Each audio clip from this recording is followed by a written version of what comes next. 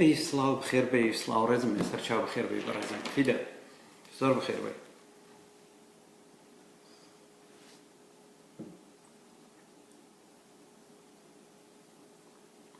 ڕێستەیە با بەڕێزانی تر بابێن دەست بەرنامەکانمان دەکەین کە تۆزێک دەقی قورئانە سەرچاو بخێر بێ بەڕێزم شەکیرە سەبارەت بە پەیوەندی سمێڵ قوتەکانە لەگەڵ دەوروبەریان دەسوزانم ئەمەیان ئیژەکایان نا چوزانم ئەگەر لەوە قسە بکەم وە بزانم باشترە بەڵامەوە جێگای دەنجی نیوە بزانم با هەیەی یەک دەقە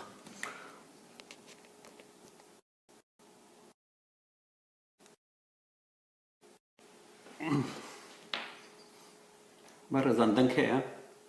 سەرچاو بەخێر بێن سەرچاو ئەگەر دەنکەیە دوێکم بۆ بنووسن سەرچاو زۆر بەخێر بێ بەڕێزم سەرچاو بەڕێزم ئەگەر دەنکەیە تەنها دوێک بنووسن چکە لێرەوە قسە دەکەم زەم دەنکە باشەیان نا سەرچاو زۆر بخێر بن زۆر باشە دەستان خۆش با بەڕێزانی تر بێن قسە و باز دەکەین سەبارەت بە بەرنامەی ئەمڕۆمان بزانین ئایا بە فعلی قورئانەکەی محەممەد گوتوویەتی ڕێز لە دایک و باوک و برا و خوشکتان بگرن یاخود ئەمە درۆیەکی شاغدارە موسڵمانەکان دەیکەن پێمان دەڵێن ئیسلام ئاینێکی زۆر جوانە فێری کردوین کە چۆن گوو بکەین بەردەوەی پێغەمبەری نازدارمان بێ نەمان دەزانین نێمە چۆن گوو بکەین و هەروە ئیسلام فێری کردوین کە چۆن ڕێز لە ژن بگرین و هەروە ئیسلام فێری کردین کە چۆن ڕێز لە دایک و باوک بگرین ئەمڕۆ کە پێتان دەڵێن بە ژێرەی دەقەکانی قورئانتان دەق بە دەق پێتان دەڵێ سەرچاو بەخێر بن سەرچاو بەخێر بن ئەگەر پێغەمبەری نازدارمان نەبوایە نەمان دەزانی چۆن گوو بکەین ڕەحمەتت لێبێ سڵەواتی خودات لێبێ ئەی پێغەمبەری نازدار هەر بەڕاستی تۆ بووی ئێمەت فێرە گووکردن کرد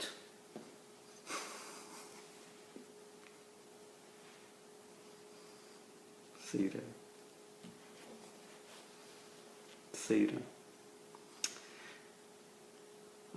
سەرچاو بەخێر بن لە سەرەتا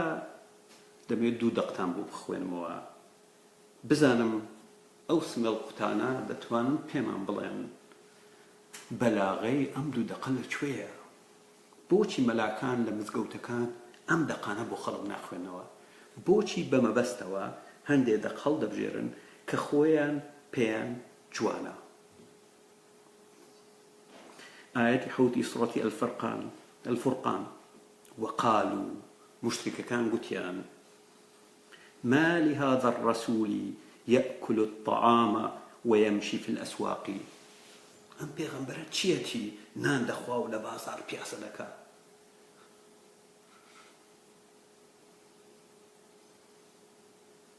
سرچاو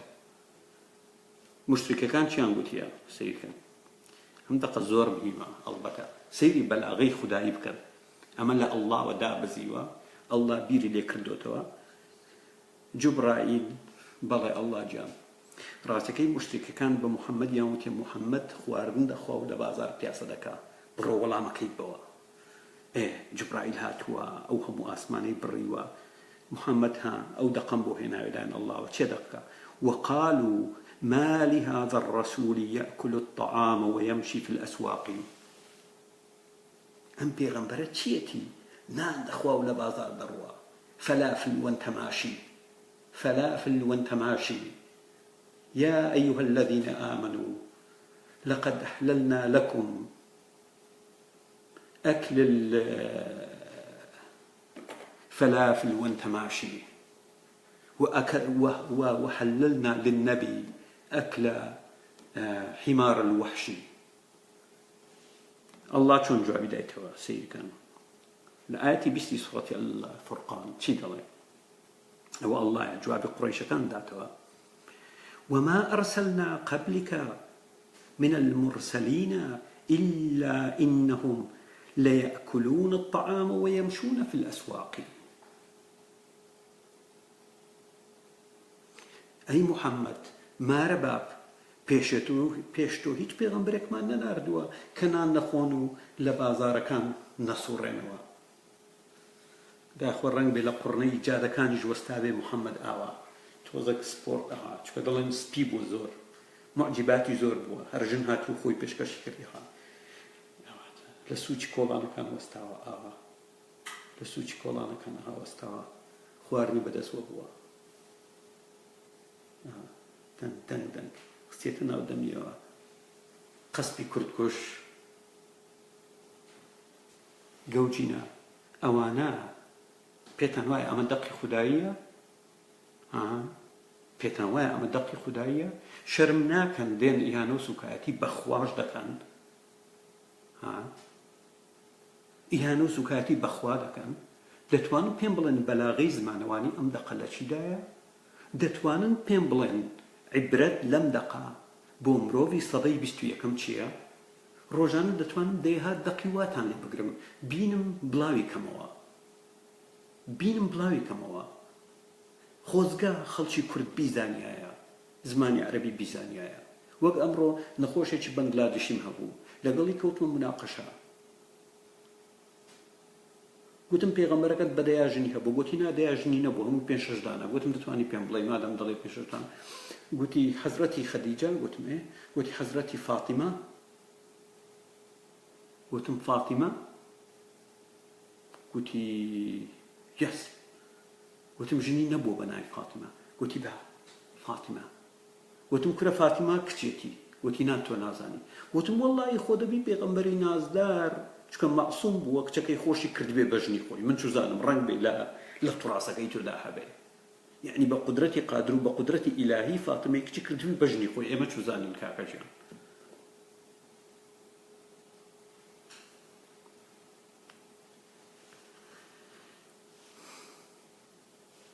قورآن خۆی یعنی محەممەد لە زمەی وای داوە هەر ئینسانێکی تۆزێک عاقڵ سیر بکە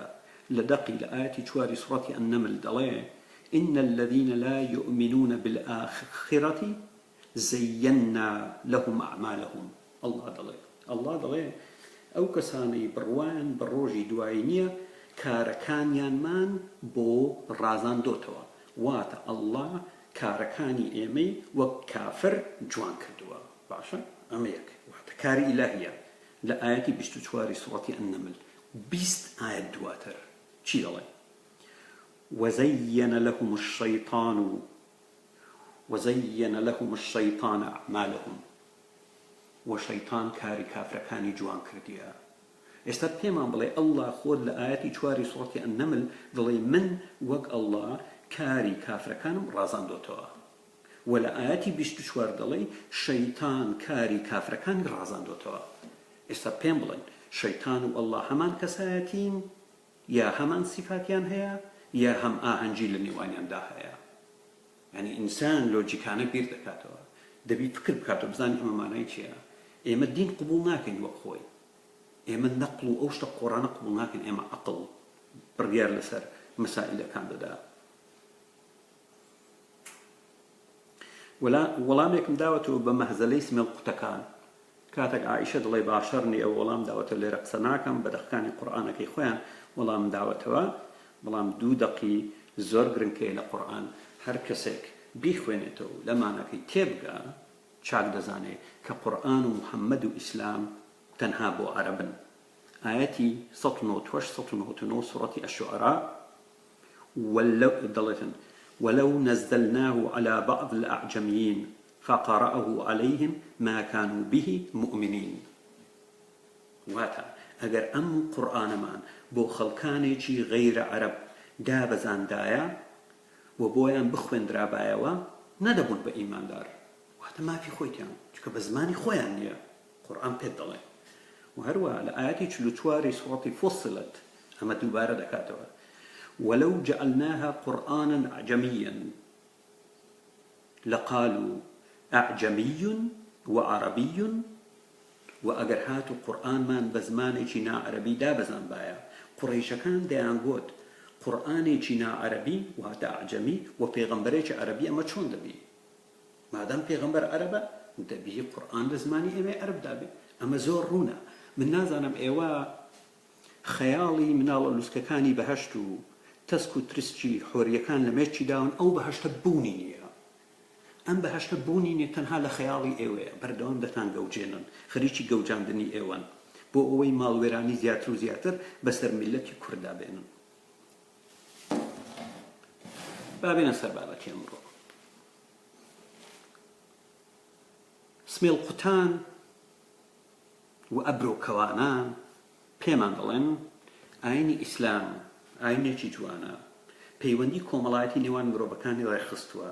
ئاینی ئیسلام پێمان دەڵێ کە مرۆڤ دەبی ڕیز لە مرۆڤی گەورە بگرێت، ڕیز لە دایکی، لە باوکی، لە برای، لە خوشتی و هەروە دایک و باوکی خۆش بێ، مناڵەکانی خۆش بێ، هەتا وەکو دوایی. بڕێزان دەنگ هەیە؟ ئەگەر دەنگ هەیە دوێک بنووسن زەحمە نەبێ.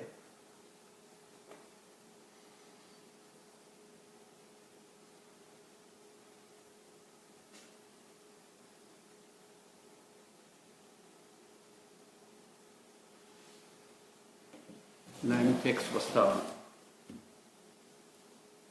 باڵ خۆمانەوە با قسە نەکەین دواتر برن هیچ نەگەیشت.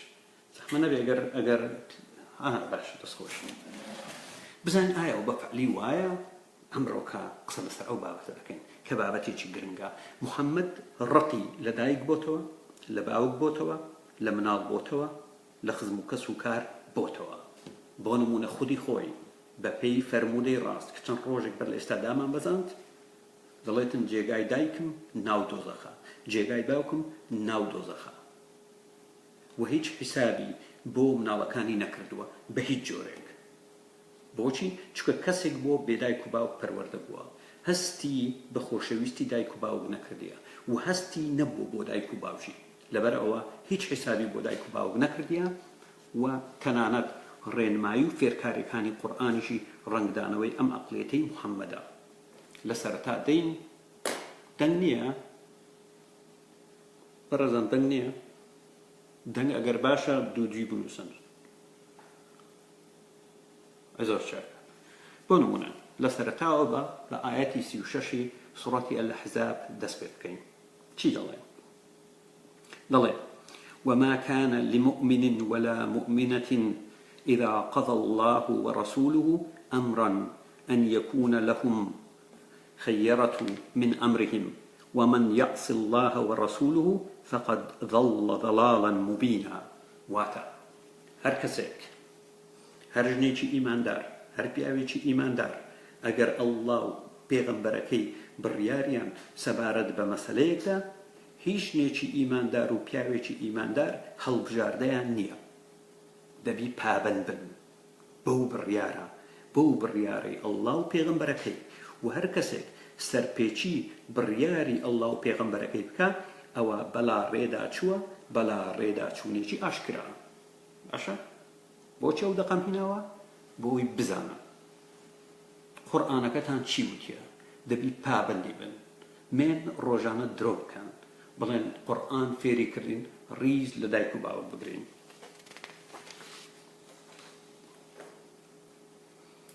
ئاەتی 29 سوڕەتی ئەلفاتح دەڵێت محمد رسول الله والذين معه أشداء على الكفار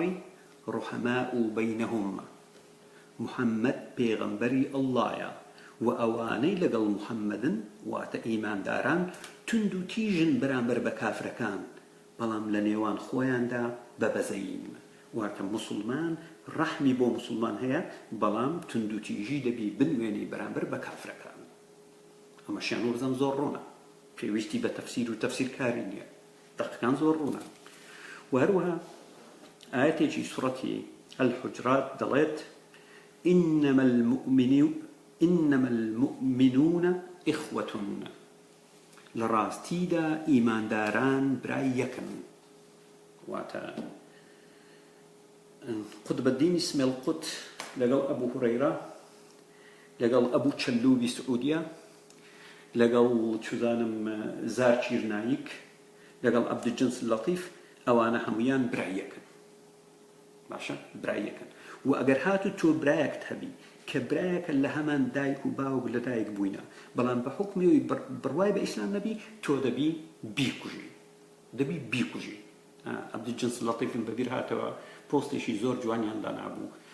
جەنابی دەشی بۆ هین بۆ حەج ئەوانەی کەوا چوینە بۆ حەج و ژنەکانیان بردی تۆزە ئاگاتان لە ژنەکانتان بی ئەم پۆستم زۆر بەدڵ بوو سورەتی المجادلە ئاەتی 22 چی دەڵێن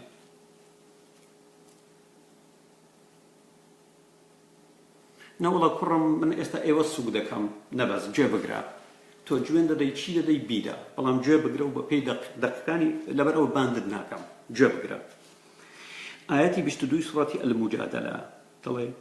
لا تجد قوما يؤمنون بالله واليوم الآخر يودون من حاد الله ورسوله ولو كان آباؤهم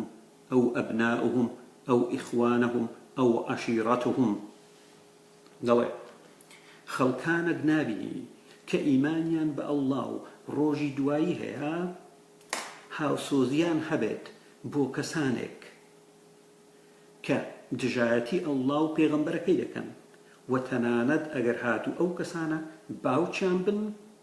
کوڕیان بن برایان بن یا کەس و کار و عەشیرەتیان بن واتە پیاوێک ئیماندارێک ژنێکی ئیماندار کە بڕوای بە ئەڵڵا و ڕۆژی دوایی هەیە نابێت هاوسۆزی و هاوخەمی بنوێنێت بۆ کەسێک کە دژایەتی ئەڵڵا و پێغەمبەرەکەی دەکا تەنانەت ئەگەر هاتوو ئەم کەسە باوکی بێ برای بێ کوڕی بێ یا کەس و کاری بێ باشە بابێنە سەر دەقی دواتر ئەمەش زۆر ڕوونە ئاەتی یەکی سورەتی الممتەحینە ئەڵڵا چی بە ئیمانداران دەڵێ يا أيها الذين آمنوا لا تتخذوا عدوي وعدوكم أولياء الله لآيات يجي سورة الممتحنة دلت أي أواني إيمان تان هناوا يا أي إيمان داران دجمني منو دجمنكاني خوتان بهاوري قبول مكان هذا قبول مكان بهاوري قبول مكان هذا قبول مكان آياتي سيم لحمان سورة شي دلت لن تنفعكم أرحامكم ولا أولادكم يوم القيامة بوشي يا أيها الذين آمنوا لا تتخذوا عدوي وعدوكم أولياء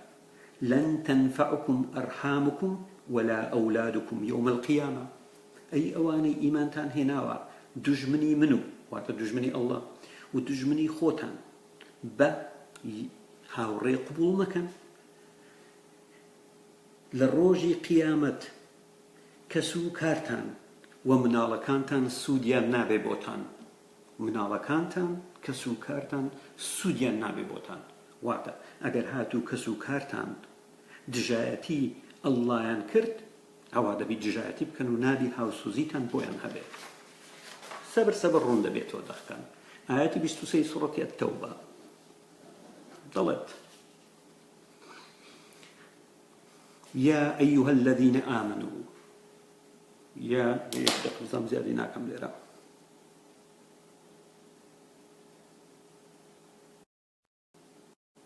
هستا بدنك باشتر بي يوادارم دنك باشتر بي هاتي بستوسي سورة التوبة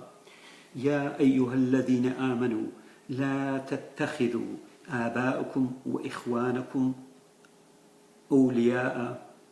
إن استحبوا الكفر على الإيمان ومن يتولهم منكم فأولئك هم الظالمون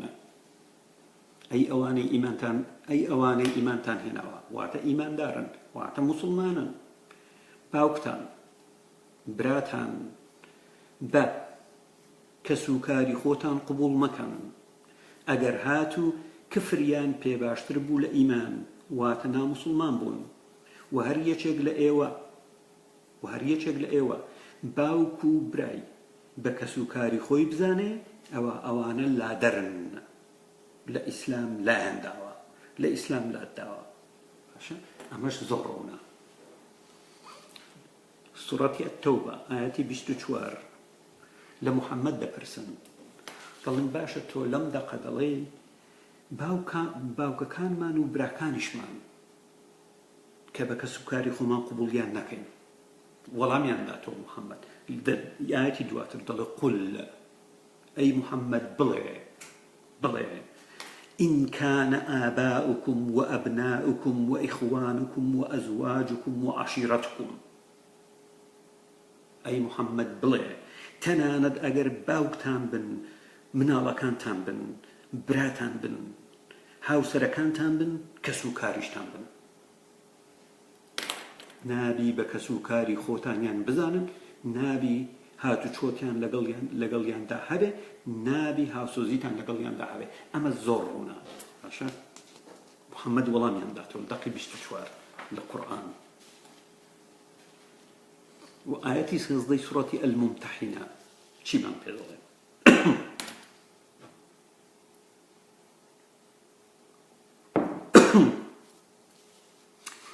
هەر وەک دەبینین لە هەموو دەقەکان دەڵێ یا ئەیها الذین ئامنوا چکە بۆ هەموو ئیماندارانە آياتي سيرضي سورة الممتحنة شيلوي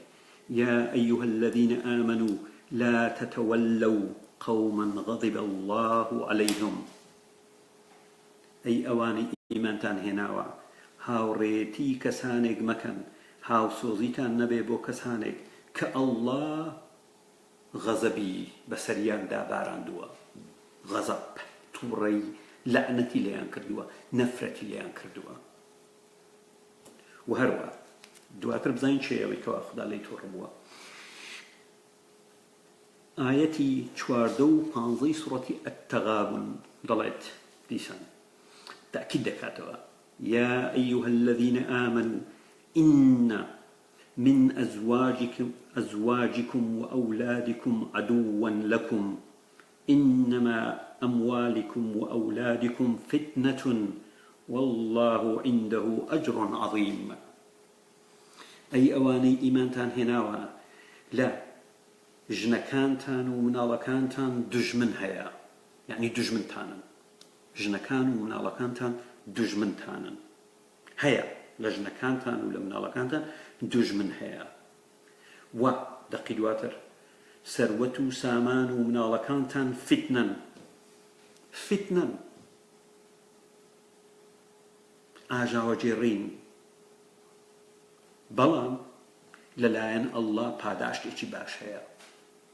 یعنی ژن و مناڵەکانتان تێدەگەی فتنەن بەڵام لای ئەڵڵا پاداشتێکی باش هەیە ئاەتی 144 سوڕەتی النساء دەڵێت يا أيها الذين آمنوا لا تتخذوا الكافرين زانە استدينا سر كافر أما بونمونا باوك دايك خشك برا كسوكار أجر هاتو پابندی ئیسلام نەبوون دەبی نەفرەتیان لێ بکەی نابی هاوسۆزی لەگەڵیاندا هەبی دەبی دژایەتیان بکەی ئاەتی 144 ئێستا دێ بۆ سەر کافرەکان بەگشتی ئەو جارە ئاەتی 144 سوڕەتی النساء يا أيها الذين آمنوا لا تتخذوا الكافرين أولياء من دون المؤمنين أتريدون أن تجعلوا لله عليكم سلطانا مبينا أي أواني إيمانتان هنا كافر كان مكان بياورو هاوري خوتان جگە لە مسلمانان واتە تەنها مسلمانان بکەن ئیمانداران بکەن ئایا دەتانەوێ بەرامبەر بە خۆتان ئەڵڵا کەیسێک دژ بە ئێوە دروست بکە کەیز یعنی ئەڵڵا وەک بڵێ بیانوەکی بەدەستەوە بێ دژ بە ئێوە ئەگەر هاتوو ئەم کارە بکەن ئەوە ئەڵڵا شتێکی دەبی دژ بە ئێوە بەدەستانەوە یعنی دەبینی ئێوە هاوڕێیەتی کافرەکان دەکەن نابێ آياتي 24 سورة الأنفال جارش التأكيد دكاتوا ضلي مناڵە كانتان وسروة سامانتان فتنة واعلموا أنما أموالكم وأولادكم فتنة وأن الله عنده أجر عظيم باش بزانا كسروة سامانتان ومناڵە كانتان فتنة ولا راستي دا لاي الله پاداشتێکی باشەیە بۆچی نفرد لكافرەکان دەکات آياتي 32 سورة آل عمران وەڵاممان داتەوە چی دەڵێ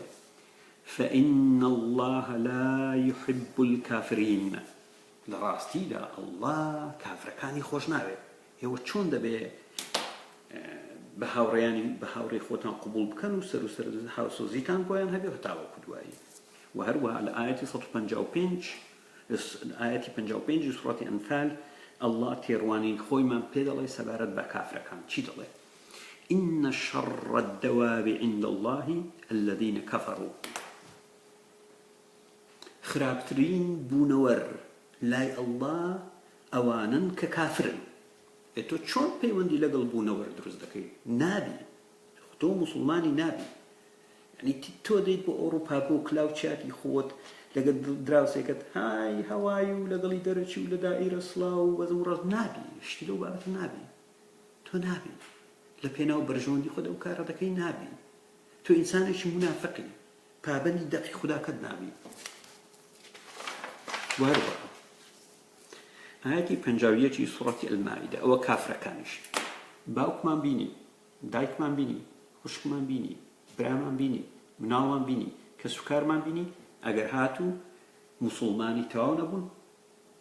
دەبی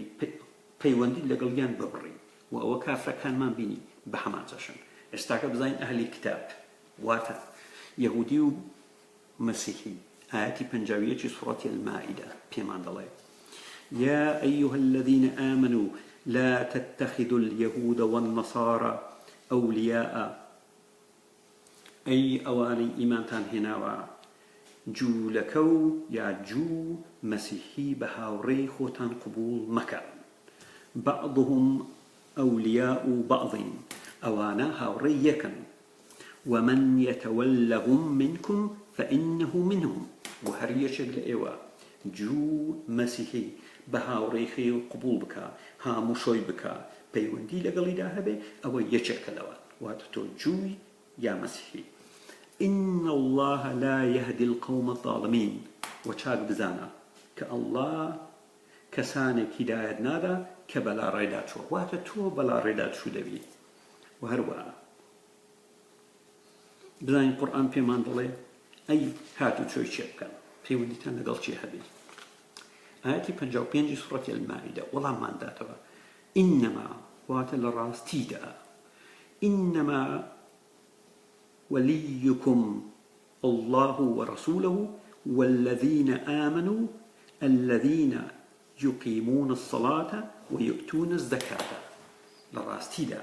برادرت أو بيونديد لقل إداها أو هاتو شوي دكيت أوانا الله يعني هاوريتو يارمتي دريتو الله بيغمبركيتي أواني نويج دكن وأواني زكاة دكن واتو مسلماني راستقينا مسلماني راستقينا باشا لدروي أما هيج ترقبونيا وتناند الله بأوي زيادة موضوع كرومبي أو بيني من باوك دايك خشك برا منال كسكار عشيرة كافر جو يهودي حتى عقدوي دبي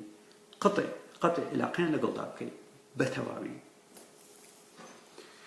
آياتي سيوتوار بوسيو بينجي سورتي المطففين شيل الله باسي روج القيامة دكا فاليوم الذين آمنوا من الكفار يضحكون على الأرائك ينظرون روج القيامة بون كاتك دايك دانشتو يا اسم القد دانشتو اسم القدك بحكمي وي جهادي كردي ولا بهشتو حوريي لتنشتو ناوي دسكل دوري دسورينوا دبيني دايشي بوناو دوزق دبن دايشي ايمان دارشي زور توان بحكمي زور بيجنان جل دوزق دبن جنابي دانشو هذاك سيري لكم كان سيري لكم كان بزان شلون دي سوتينا سيري يعني دكا دليتن لروج قيامة إيمان داران بكافر كان بيدا كان كافر قوال لسر قنا فجدانشتون هو بس بيدا كان يعني عبد الجنس اللطيف والله حيودعك ميامبر اللي بوس سيدي كان شون سر شورا سيدي كحبا كرا أي لدى كحبا فرديان بوناو دوزخكا سيدي كان لقل قوريدان لقل إن جاء جيدا ضد هذا أي تدري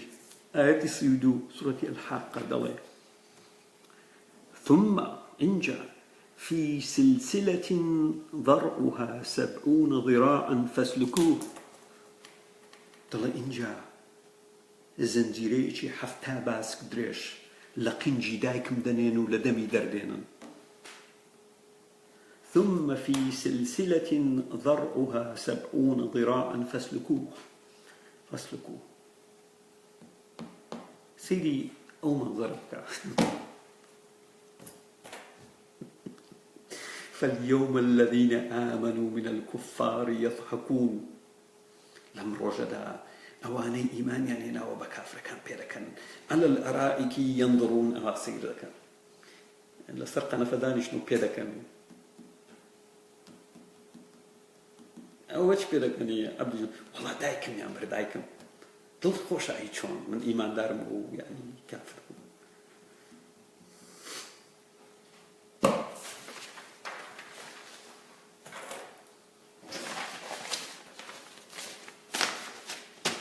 اسمي القطان أو دق كانت أنا دق كانت أنا أخذ بيننا للروجانة دين والله خوي زاني شلون الإسلام فيري كردين يعني فيري كردين الرجل لدايك وباوك بقرين نخير إسلام بيد الله مسلمان محمد ومن معه أشداء على الكفار رحماء بينهم إنما المؤمنون إخوة. كان هذا الإيمان دار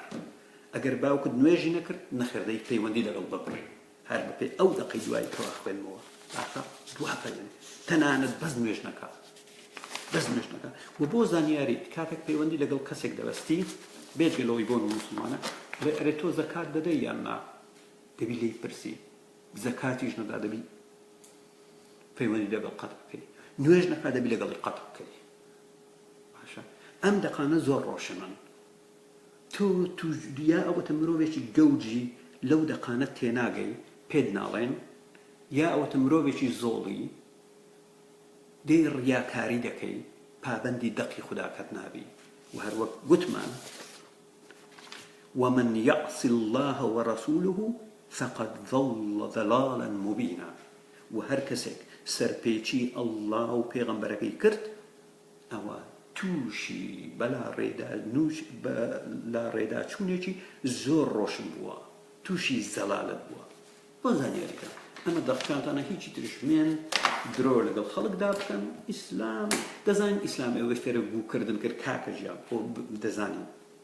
دزاني محمد فيري كردن كاكا دشن بو أو دست بي چبتان دابن كر آخر أو دست دزاني چونا كر أو دستان نبوة بدعية والله بدعية أو والله لك عليك وأبتك نتان بوا لدشتو دراي بوتان كردي مالي باوكم خب بدعية كدرستان كردي وأمرك هاتنا أو دستو بزم الرسم أو دستي شي بدستي بيغمبري الله ببيتش بدتشو دهات درو ببي أو دستي شي أو دستي شي كردي درقي عربي جوج هم حديث كان وادي جرنو فرمولا كان بيغمبر ده شو بوي دكر أبو هريرة لدواي دروي أبو هريرة بالله سيبر دانم لو بينا برد بيغمبر الله بردي بتشو بيا برد أنا والله يعني توزع جوربي كنوق بتشتناوه بو بيغمبر والله عمر كوري خطاب دلت نكاتك ميستان كرد ببيو بيكن شكو بو باريس غاري كردن لقون باشا بربكان توزع جوربي بردي جوربين يعني أو دستان لشوينا أو دست الصدقين بيغمركتان نبوة بيجبو بيراستان لشوينا ها بيجبو بيراستان لشوينا بيغمركتان يكفر مديني باسي أو دست بكرا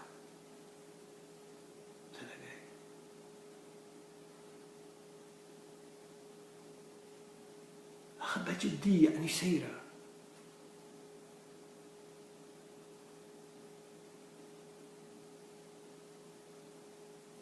هاتك تريشي لك البيغمبر يقول سبحان الله أوش لبير مكان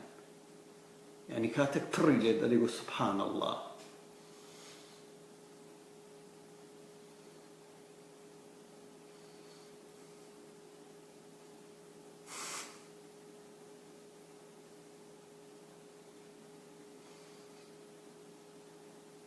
کاتێکیشان بۆی بەڕێز و ئازیز نامێجار کاتان لێ بگرم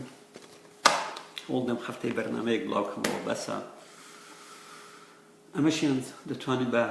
بەشی دووەمی بەرنامە ئێوە داونێم ئەخلاقی محەممەد پێغەمبەری ئیسلام کەوا چۆن جا ئەمە بۆن تەفسیرەکان بڕۆ سەریان هەیە باوکی خۆی کوشتیە لەسەر ئیسلام هەیە برای خۆی کوشتیە ئەبوو بەکر وشتوێتی کوڕی خۆی بکوژی فلانە کەس باوکی خۆی کوشتیە هەمووی توراسی ئیسلامی قسەی لەسەر کردێ باشە لەبەرەوە کاتێک دەبینن داعشێک دایک خۆی دەکوژی مەڵێن ئیسلام فێری کردین کە ڕێز لە دایکمان بگرین ئەمە ئیسلامی نەخێر ئەمە ئیسلام ئەمە ئیسلامی ڕاستەقینەیە گەوج ئەمە ئیسلامی ڕاستەقینەیە باشە